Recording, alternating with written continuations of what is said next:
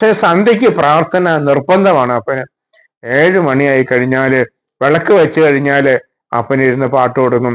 സ്തുതിപ്പീ സ്തുതിപ്പീൻ യേശുദേവനെ, hallelujah പാടി സ്തുതിപ്പി സ്തുതിപ്പി യേശുദേവന്.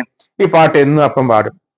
അപ്പൊ മക്കളെല്ലാരും വന്നിരിക്കും, അമ്മ വന്നിരിക്കും, വല്യമ്മ വന്നിരിക്കും, പ്രാർത്ഥിക്കും. അപ്പനും അമ്മയും കൂടി പ്രാർത്ഥിക്കും, ഞങ്ങളും അതിൽ ചേരും.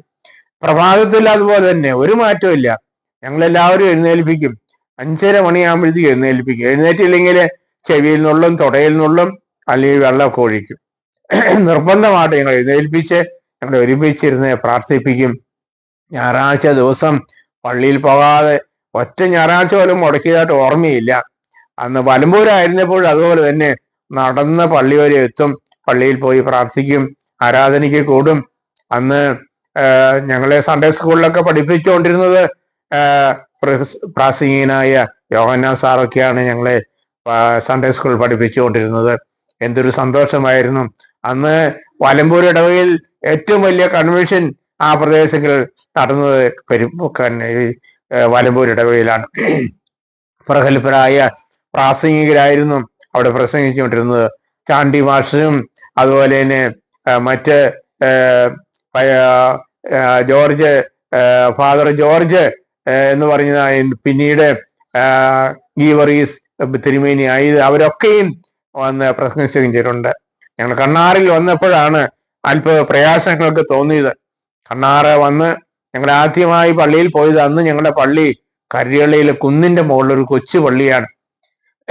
അന്ന് ഇതുപോലെ വലിയ പള്ളികളൊന്നുമില്ല, വെച്ച് കെട്ടിയ ഒരു കൊച്ചു പള്ളി. സൺഡേ സ്കൂൾ അവിടെ ചേർന്നു. അങ്ങനെ സൺഡേ സ്കൂളിൽ പഠിക്കാൻ തുടങ്ങി.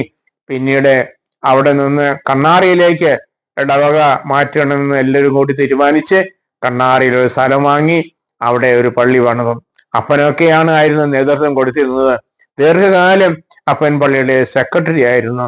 ആ കാലങ്ങളിലൊക്കെയും വളരെ കഷ്ടപ്പെട്ടിട്ടാണ് പള്ളിയുടെ കാര്യങ്ങൾ നടത്തിക്കൊണ്ടു പോകുന്നത്.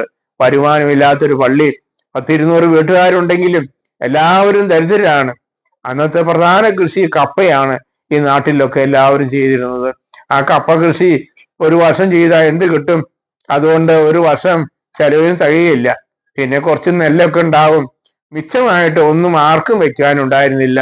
ഇന്നത്തെ പോലെ വലിയ സാമ്പത്തികമായ നേട്ടമൊന്നും ഉള്ളവര് അന്ന് കുറവായിരുന്നു. കണ്ണാറ് ഇടവകയിൽ വന്ന് അപ്പനൊക്കെ കഷ്ടപ്പെട്ട ഒരു ദേവാലയം ഉണ്ടാക്കി അത് ഞങ്ങൾ ആരാധിച്ചു വന്നു. അങ്ങനെ കുറെ കാലം ആരാധന കഴിഞ്ഞപ്പോഴാണ് നിർഭാഗ്യവശാൽ സഭയിൽ ഒരു പ്രയാസം ഉണ്ടായത്. ഒരു വാക്ക് തർക്കം ഉണ്ടായി. വിശ്വാസപരമായ കാര്യങ്ങളിൽ അല്ല, ഭരണപരമായ കാര്യങ്ങളിലായിരുന്നു ആ തർക്കം ഉണ്ടായിരുന്നത്. ആ തർക്കത്തിൽ ഞങ്ങളുടെ ഇടവകയും വളരെ വിഷമിച്ചു.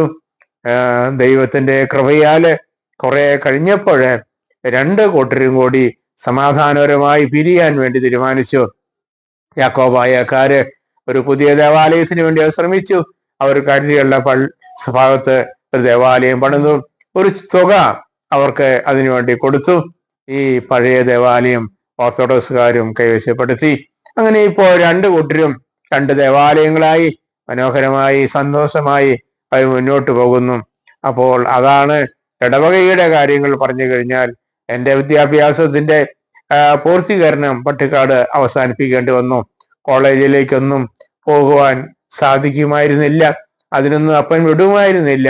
കൃഷി കാര്യങ്ങളിലായിരുന്നു. കാരണം കൃഷി എന്ന് പറഞ്ഞാൽ ഒത്തിരി കൃഷികൾ ഉണ്ടായിരുന്നു അന്ന്. അതുകൊണ്ട് തന്നെ അപ്പനെ സഹായിക്കുവാൻ ഞാനും നിന്നു. എൻ്റെ അനുജന്മാരും അതുപോലെ വിദ്യാഭ്യാസത്തിന് വലിയ താല്പര്യമില്ലാത്തവരായിരുന്നു. അവരും കൂടുതലായിട്ട് മുന്നോട്ട് പോകാൻ അവർക്കും കഴിഞ്ഞില്ല. പെങ്ങന്മാരൊക്കെയും കെട്ടിച്ചു വിടേണ്ട വലിയ ഉത്തരവാദിത്വം അപ്പനുണ്ടായിരുന്നു. അവരൊക്കെ വളർന്നു വന്നപ്പോൾ ഓരോരുത്തരായി വിവാഹം നടത്തി വിട്ടു. അതിന് വളരെ ബുദ്ധിമുട്ട് സഹിച്ചു. ആദ്യം ഉണ്ടായിരുന്ന സ്ഥലം വിൽക്കേണ്ടി വന്നു. പല സ്ഥലങ്ങളിൽ വിറ്റ് ആ കാര്യങ്ങളൊക്കെയും ഭംഗിയായി അപ്പൻ നിർവഹിച്ചു പോന്നു. ഒരു പെങ്ങള് ഇന്ന് കല്ലടിക്കോട് ഭാഗത്ത് താമസിക്കുന്നു. അവര് കരിമ്പ ഇടവകയിലാണ് ഇടവക ചേർന്നിരിക്കുന്നത്. ഏറ്റവും ഇളയ പെങ്ങള് മണ്ണാർക്കാട് പള്ളി ഇടവകയാണ്. അവര് പൊല്ലിശ്ശേരി താമസിക്കുന്നു. ഇരുവരും ഓർത്തഡോക്സുകാരാണ്. എന്നാൽ ഏറ്റവും മൂത്ത പെങ്ങള് ഒരു പ്രത്യേക സാഹചര്യത്തിൽ റീത്തിൽ പോകേണ്ടി വന്നു. അവര് കോങ്ങാറുള്ള റീത്ത് പള്ളിയിലാണ് ഇപ്പോൾ പോയിക്കൊണ്ടിരിക്കുന്നെങ്കിലും അവർ 3 പേരും സന്തോഷത്തോടെ കഴിഞ്ഞോടുന്നു. എന്നെ 2 അനുജന്മാരും ഇന്ന് എന്നോട് കൂടെ ഇല്ല, അവര് നിത്യതയിലേക്ക് കടന്നുപോയി. എൻ്റെ താഴെയുള്ള അനുജൻ പൗലോസ് മരിച്ചിട്ട് ഏതാനും വർഷങ്ങളേ ആയിട്ടുള്ളൂ. അതിനു മുൻപേ തന്നെ എൻ്റെ ഏറ്റവും ഇളയ അനുജൻ ഒരു അപകടത്തിൽപ്പെട്ട് മരിച്ചു. എന്നാൽ അവരുടെ കുടുംബങ്ങളൊക്കെയും സന്തോഷമായിട്ട് പോകുന്നു. ഞങ്ങൾ ഒത്തിരി സാമ്പത്തികമായി വളർന്നവരൊന്നും അല്ല, ഒരു മീഡിയം രീതിയിൽ ഞങ്ങൾ ജീവിക്കുന്നെങ്കിലും ഞങ്ങൾ കുടുംബമൊക്കെ സന്തോഷത്തോടെ പോകുന്നു. ഞങ്ങൾ ഇന്ന് ദൈവത്തിന്റെ കൃപയാൽ ഞങ്ങൾ തമ്മിൽ ഒരു തർക്കവുമില്ലാതെ, ഒരു അസ്വസ്ഥതയില്ലാതെ എല്ലാവരും, മക്കളായാലും അവരുടെ ഭാര്യമാരായാലും അവരുടെ ഭർത്താക്കന്മാരായി കഴിഞ്ഞാലും എല്ലാവരും സന്തോഷത്തോടെ ഒരുമിച്ച് പോകുകയാണ്. അത് ഞങ്ങൾക്ക് ഏറെ സന്തോഷമുണ്ട്.